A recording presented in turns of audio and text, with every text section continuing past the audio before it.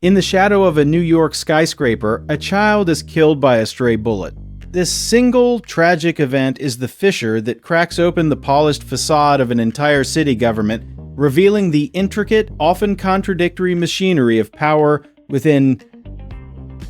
Harold Becker's 1996 film City Hall is not a thriller about uncovering a conspiracy, but a procedural about living inside one.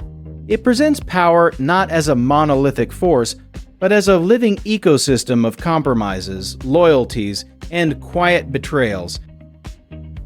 The film's genesis is as layered as its plot.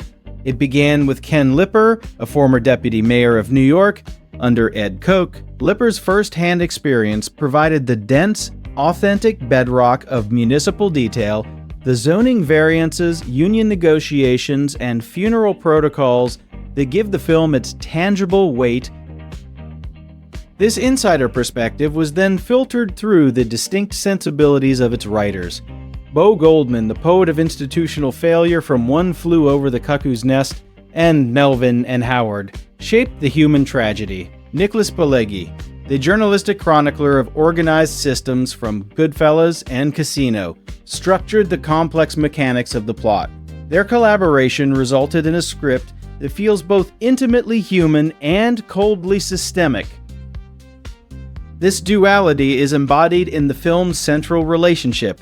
The idealistic deputy mayor Kevin Calhoun, played with earnest intensity by John Cusack, and his mentor, Mayor John Pappas, portrayed by Al Pacino, in a performance of captivating weary grandeur. Pappas is a masterpiece of political characterization. He is not a villain, but a consummate realist. He quotes Pericles, charms old ladies in Yiddish, and believes genuinely in public service. Yet he operates within a world where every good deed requires a political transaction. His power is built on a web of owed favors.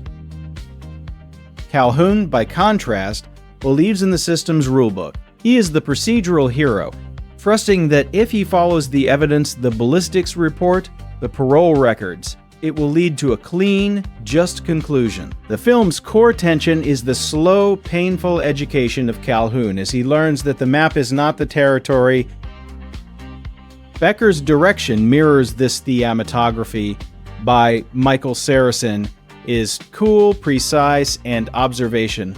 But precise and observation. We are often positioned as silent witnesses in cavernous offices, at crowded wakes, in the backseats of town cars.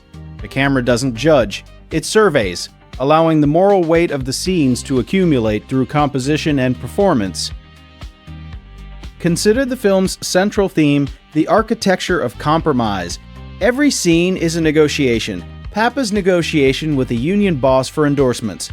Calhoun negotiates with a district attorney for access. A funeral becomes a negotiation for public sympathy. The city itself is shown as a physical manifestation of these endless deals. A skyline built on zoning laws and campaign contributions. The tragic shooting is merely the catalyst. The real investigation becomes an autopsy of the city's body politic. The bullet's path traces back through a corrupt judge, a compromised parole officer, and a drug dealer with political connections. Each node in this chain represents a prior compromise, a small ethical corner cut that collectively engineered a catastrophe. This leads to the film's most profound insight. In a system this complex, there is no singular villain, only a cascade of shared responsibility. The corruption is not a tumor to be cut out, it is the metabolic process of the institution itself.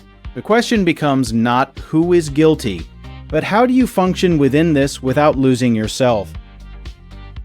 Pappas's famous "This city is a great city" speech is not hollow rhetoric. It is the credo of the pragmatic. He argues that to build the greater good, the schools, the housing, one must first maintain the power to do so, and maintaining power requires getting your hands dirty. It is a tragic, persuasive philosophy. Calhoun's arc is his realization that he cannot simply expose the truth. The truth is too diffuse, too embedded. His final act is not a triumphant revelation to the press, but a quiet, devastating confrontation with Pappas.